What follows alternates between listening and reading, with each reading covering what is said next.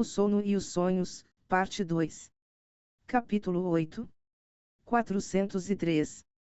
Porque nem sempre nos lembramos dos sonhos.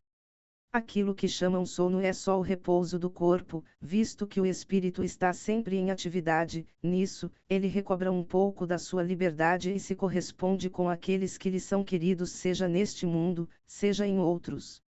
Mas como o corpo é uma matéria pesada e grosseira, este dificilmente conserva as impressões que o espírito recebeu, porque o espírito não percebeu pelos órgãos corporais. 404. Que se deve pensar dos significados atribuídos aos sonhos. Os sonhos não são verdadeiros como os ledores da sorte interpretam, pois seria absurdo acreditar que sonhar com tal coisa anunciaria tal outra. São verdadeiros no sentido de que apresentam imagens reais para o espírito, porém que, frequentemente, não têm nenhuma relação com o que se passa na vida corporal, muitas vezes também, como temos dito, trata-se de uma recordação, enfim, algumas vezes pode ser um pressentimento do futuro, se Deus o permite, ou a visão do que está acontecendo no mesmo momento em outro lugar ao qual a alma está se transportando. Vocês não têm tantos exemplos de pessoas aparecendo em sonho e vindo contar a seus parentes e amigos o que está se passando com elas. Que são essas aparições senão a alma ou o espírito dessas pessoas que vem se comunicar com a vossa alma? Quando vocês têm a certeza de que aquilo que viram realmente aconteceu, isso não é uma prova que a imaginação nada tem com isso, sobretudo se esse fato não tinha passado pelo vosso pensamento enquanto acordado. 405. Com frequência se vê em sonho coisas que parecem pressentimentos, mas que não se realizam. De onde vêm essas coisas? Pode ser que se realizem para o espírito, se não para o corpo. Quer dizer que o espírito viu aquilo que desejava, porque vai procurá-la. É preciso não esquecer que durante o sono a alma está sempre mais ou menos sob a influência da matéria e que, por conseguinte, nunca se liberta completamente das ideias terrestres. Disso resulta que as preocupações da vigília podem dar aquilo que se vê a aparência do que se deseja, ou do que se teme. É isso o que realmente podemos chamar um efeito da imaginação. Quando se está seriamente preocupado com uma ideia, atribui-se a ela tudo o que se vê. 406. Quando vemos em sonho pessoas vivas, que conhecemos bem, a praticarem atos nos quais elas absolutamente não pensam, isso não é efeito de pura imaginação. O que você sabe sobre o que elas absolutamente não pensam? O espírito delas pode vir visitar o teu, como o teu pode visitar o delas, e nem sempre você sabe no que ele pensa. E assim, frequentemente, vocês aplicam às pessoas que conhecem e de acordo com vossos desejos o que se passou ou está se passando em outras existências. 407. É necessário o sono completo para a emancipação do espírito. Não, o espírito recobra sua liberdade quando os sentidos se entorpecem. Para se emancipar, ele se aproveita de todos os instantes de trégua que o corpo lhe concede.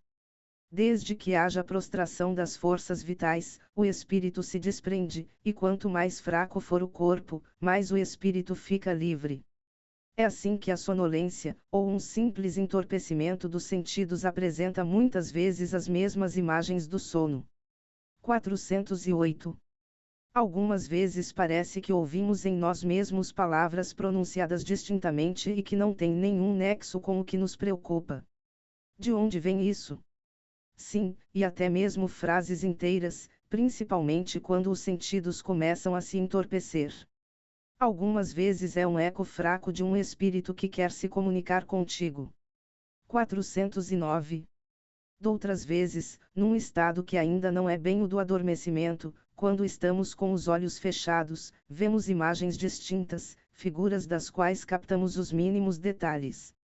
É um efeito da visão ou da imaginação.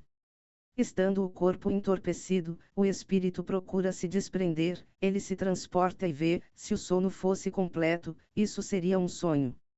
410.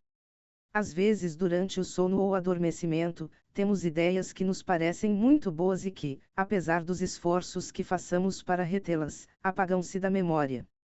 De onde vêm essas ideias? Elas são o resultado da liberdade do espírito que se emancipa e que desfruta melhor das suas faculdades durante esse momento. Também são conselhos que frequentemente outros espíritos dão. 410 a.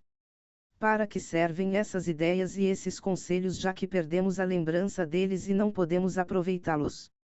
Essas ideias pertencem por vezes mais ao mundo dos espíritos do que ao mundo corporal.